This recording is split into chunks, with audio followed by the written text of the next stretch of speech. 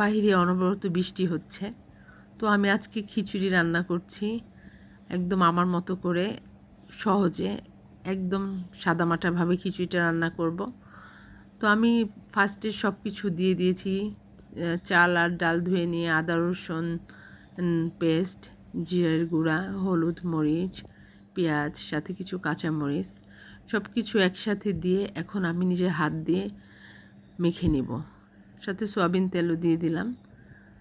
তো আমি এখন এটাকে ভালো মতো হাত দিয়ে মাখাবো, মেখে মেখে ঝুঁকে একদম সব কিছু তারপর একসাথে বসিয়ে দিব।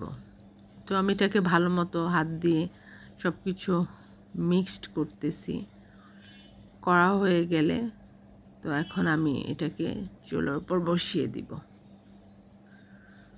এই খিচুড়িটা একদম আমার নিজের মনের মতো করে রান্না করছি, আমার এভাবে। সাথে কিছু বোম্বাই মরিচ কেটে দিয়ে দিলাম ফ্লেভারের জন্য, যাতে খিচুড়ি থেকে একটা সুন্দর বোম্বাই মরিচের ফ্লেভার আসে।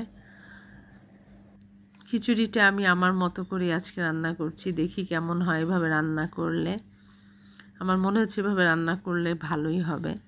তো আমি এর জন্য এভাবে বসিয়ে দিলাম। তো পানিটা আগেই দিয়েছি, এটা ভিডিওতে করতে ভুলে গেছিলাম, তাই এর জন্য পানি কম হয়েছে দেখে আরেকটু পানি বাড়িয়ে দিলাম। তো এখন আমি এটাকে চুলার উপর বসিয়ে দিয়েছি, সাথে আমি আস্তা রসুনও দিয়েছি, লবণ দিয়ে দিলাম। এখন এটাকে আমি ঢেকে দেব।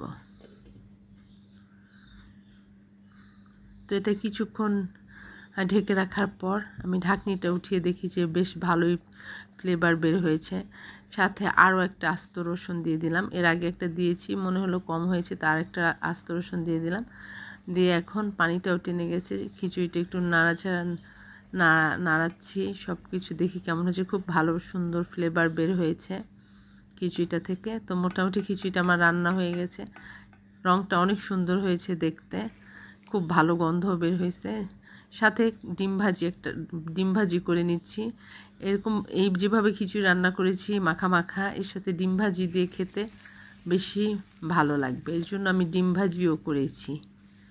তো আমার ডিম ভাজিটাও মোটামুটি হয়ে গেছে, খিচুড়িটাও দেখতে এবং ঘ্রাণ খুব সুন্দর হয়েছে। তো আমার খিচুড়ি আর ডিম ভাজি হয়ে গেছে। তো এই খিচুড়ির সাথে ডিম ভাজি খেতে আমার কাছে অনেক ভালো লাগে, তাই আমি এইভাবে খিচুড়ি আর ডিম ভাজি করে নিলাম।